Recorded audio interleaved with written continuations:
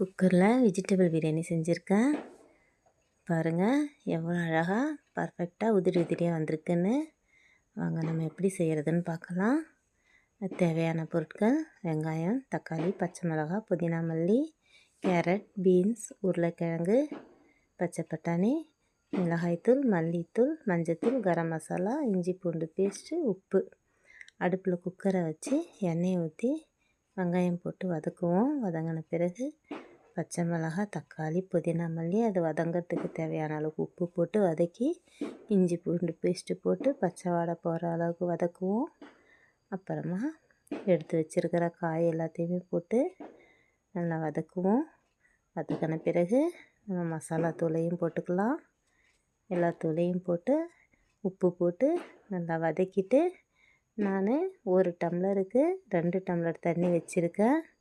நீங்களும் அதே மாதிரி வைங்க. பாசுமதி அரிசியில் செஞ்சுருக்கேன்.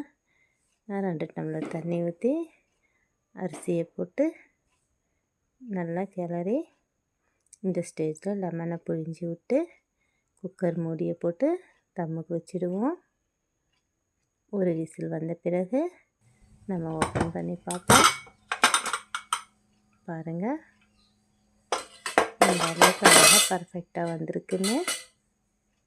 உதிரி உதிரியாக வந்திருக்கு. குக்கரில் தான் செஞ்சுருக்கேன். 1 டம்ளர் அரிசிக்கு 2 டம்ளர் தண்ணி வச்சுருக்கேன். பாருங்கள் நல்லா வந்திருக்கு.